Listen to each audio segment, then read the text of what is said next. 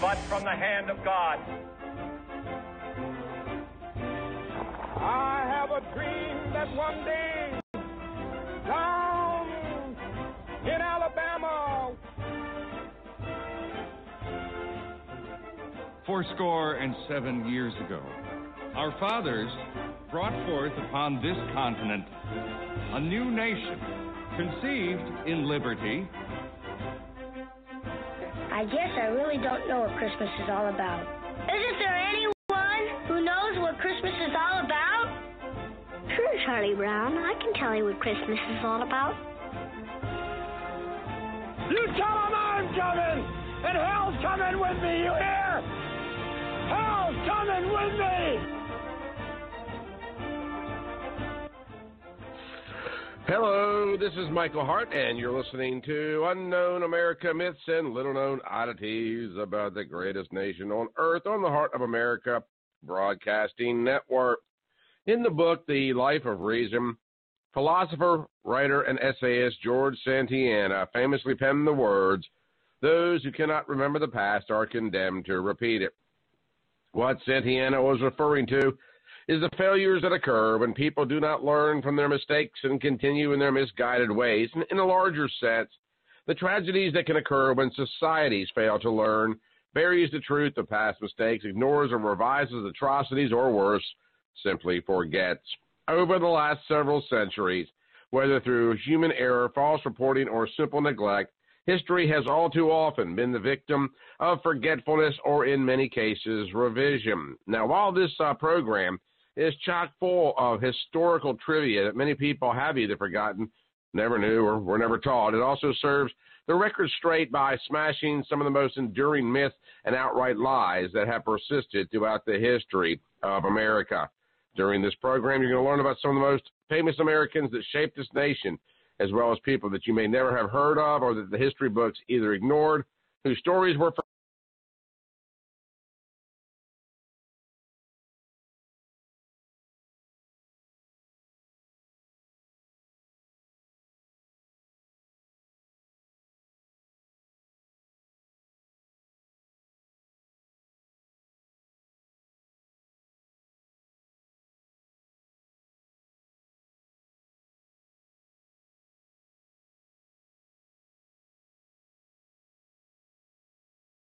We're going to tear into that one here in just a moment.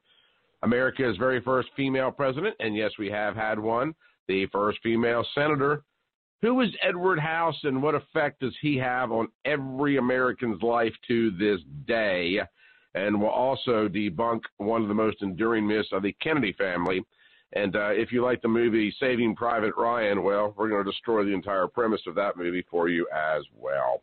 So sit back, relax, and prepare to have America more or less redesigned right before your ears.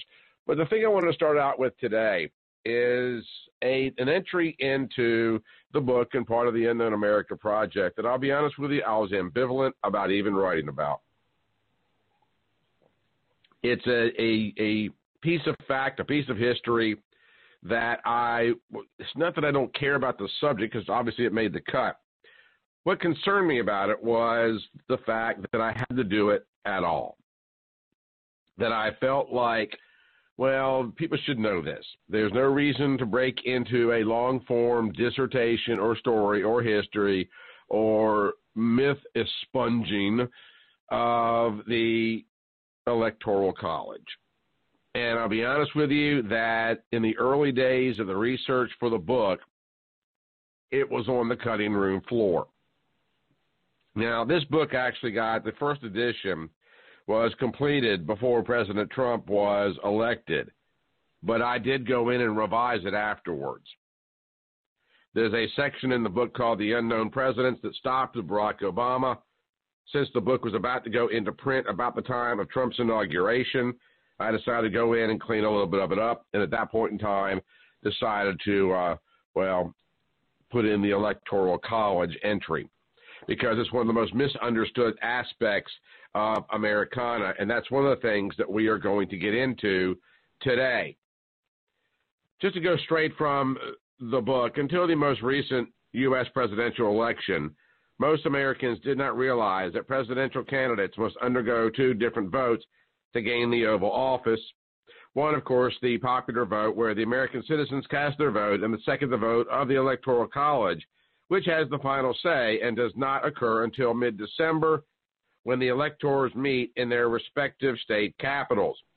Actually, what occurs on the first Tuesday after the first Monday in November is a vote to determine how the electoral votes will be distributed. This system has led to much debate and sometimes harsh criticism, but was intended by the framers to keep large population centers from having unbalanced and/or excessive influence when it comes to selecting the president. Now, let's stop right there for just a moment and realize a couple of things. There seems to be a notion in this country that when the framers got together, that they were all very much on the same page, and nothing could be further from the truth. There was a great deal of debate, sometimes raucous. Oftentimes, it would get into, almost physicalities. The Electoral College was also one of those things that was not necessarily precluded from this. This is the start of the political party system in this country. Back in the day, we didn't have Republicans. They did have Democrats, but the Republicans didn't come onto the scene to the mid-1850s. But you had all types of different parties that were constantly struggling with what they wanted to do in terms of the fledgling new country. One of the final compromises of the Constitutional Convention in 1787 was the Electoral College. For most of the convention, the debate was chiefly between those who advocated for state legislatures choosing the president and those who wanted Congress to do the job. A lot of people are not aware that, constitutionally speaking, that the senators for each respective state was elected in the early days by the state legislatures, because senators theoretically, or quite frankly, constitutionally, are there to represent the best interest of the states. There was something similar in terms of thought process for the election of the President of the United States. Now, we bring all this forward because of all the debate about whether or not the Democrats, who now hold the majority in the House of Representatives, all the debate that is coming out of that camp about eliminating the Electoral College in favor of a popular vote. But the irony is that in terms of the framers, there never was a lot of support for the popular vote anywhere. It was between chiefly the smaller states and the larger states debating whether or not the respective state legislatures would cast the vote like they did for senators, or whether or not the full Congress would do so. This wasn't really even resolved in its entirety until 1804. Actually, that's part of the 12th Amendment. So again, you see, in this day and time, here we are in 2019, political parties having a discussion about something that was never even something that the framers intended to be discussed in the first place. So you have the states debating whether or not it's going to be the legislatures of the states or the full body of the federal Congress doing the actual voting, when eventually a guy by the name of Jim Wilson, who's a Pennsylvania delegate, suggested that the people elect the president. Now, this was a compromise because of a debate. That was the ultimate default. That idea prompted a deal striking a balance between populations and the states. Each state, regardless of population, would get 2 senators and 2 electors in the Electoral College, with the additional electoral votes based on population reflecting seats in the House of Representatives. For example, the state of Alabama, where this program originates from, has 2 senators, obviously, and 7 congressional districts, hence the 9 electoral votes. the founders expressly intended to give the states a say in electing the president. And that is why precisely 100 of the 538 members of the Electoral College are apportioned to states equally. Now, there has been some debate over whether or not it needs to be winner take all like it is in most of the states, and I believe that it's proportioned out in Maine and Nebraska. But it doesn't change the fact that much of the debate back then actually was revolving around or circulating around the influence that the smaller states would have regarding the larger states. The first reason, again, was to create a buffer between the population and the selection of the president. The Founding Fathers were afraid of direct election to the presidency. They feared a tyrant could manipulate public opinion and come to power.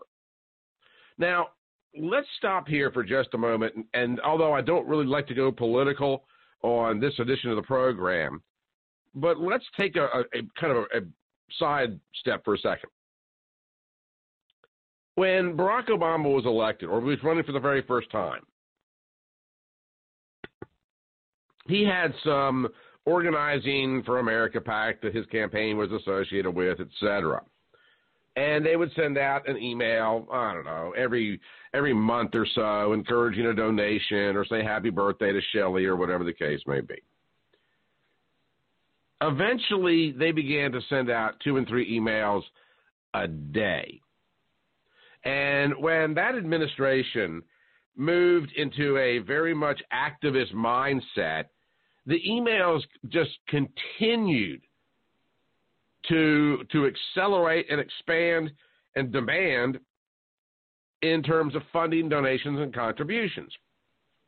The reason I bring that up is that is a great example of how quickly something can spread in the advent of the internet days and everybody's fascination with their device or iPhone or computer, but the accessibility of a campaign. And when you have a campaign, and I'm not saying they did this, but I'm saying it is possible to do it, when you have a campaign of disinformation or you want to overpromise or hype or campaign on something, the internet allows an amazingly effective opportunity to do just that. The Founding Fathers, again, were fearful that a tyrant could manipulate public opinion and come to power.